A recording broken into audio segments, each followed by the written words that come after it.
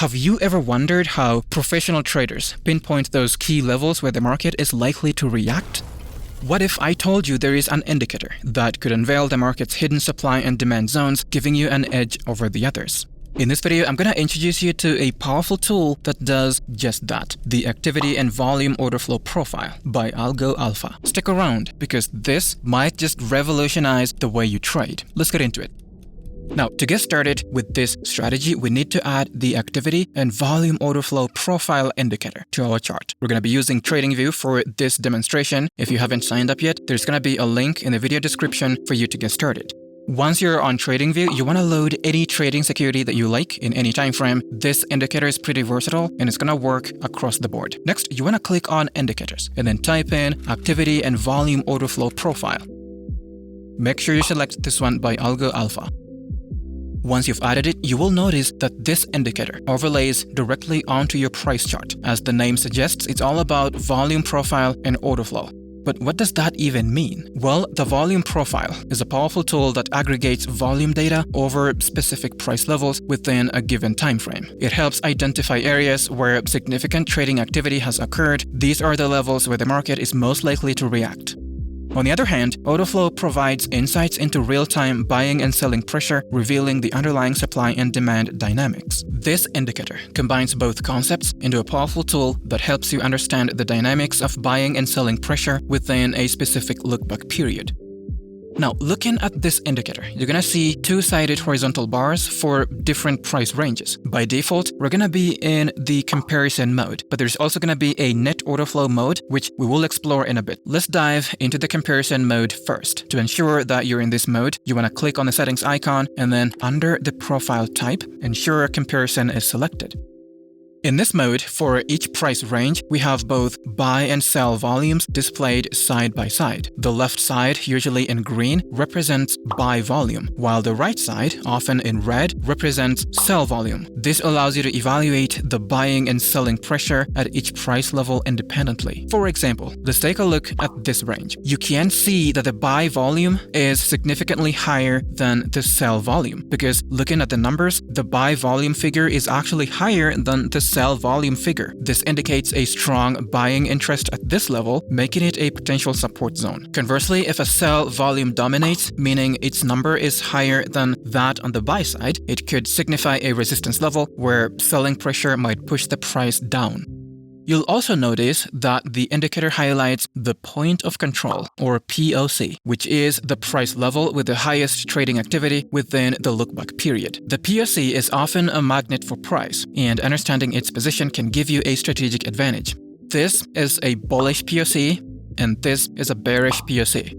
For example, a bullish POC, which is a price level where there is significant imbalance favoring the buy volume, this could act as a strong support. If the price revisits this area, it might bounce back up due to the buying interest.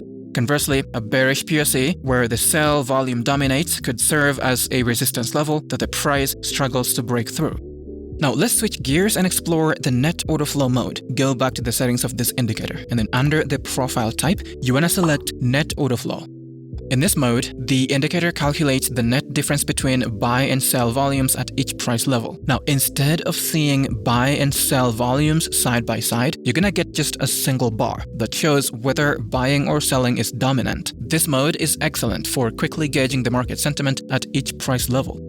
Positive values indicate net buying pressure, suggesting potential support zones. On the other hand, negative values indicate net selling pressure, pointing to possible resistance levels. Now, to craft a strategy using this indicator, we need to combine it with another indicator. But before we do that, let's double-click on it so we can change some settings. Under the Inputs tab, we want to uncheck the Show Visualization of Lookback Period. We also want to disable the Show Heatmap option. After that, click OK. Next, you want to open the Indicator Search tab and type in Breaks and Retests. Be sure to select this one by Getty. This indicator shows levels of support and resistance and labels when they're broken and retested by the price. Our strategy is going to be to identify areas where the price is retesting a resistance level or a support level. After the retest, we want the price to approach an area of high buy or sell volume. If the price breaks beyond these POC levels, we take positions. Here's an example of a long position. First, you want to identify the resistance level. The breaks and retests indicator is the one that we're going to be using to identify the resistance level. Once we have the level, we're going to be looking for the price to break and close above the level. This indicator is going to label that area as break. Once we have the break, we're going to wait for a retest. The price advances, then comes back down and retests the broken resistance level, which now acts as support. This indicator is going to label the retest as retest.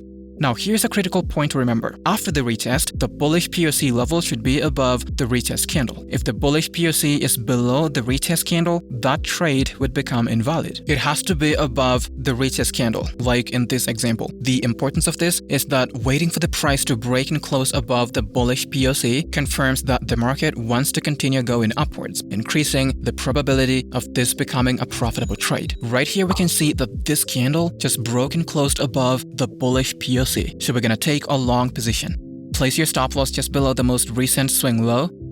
For the take profit, it's going to be set at 1.5 times the risk. We're going to let the trade run. And as you can see, it was profitable.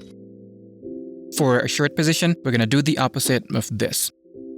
By combining these two indicators, you can enhance your trading strategy and identify high probability trading opportunities. Go ahead and add these indicators to your TradingView charts, play around with the settings, and see how they fit into your trading plan. If you find a way to use it alongside your strategy, be sure to let us know in the comment section below. Well, that's been it for this video. I really hope you found some value. If you did, hit the like button below and consider subscribing to stay tuned. Thanks for watching. See you next time.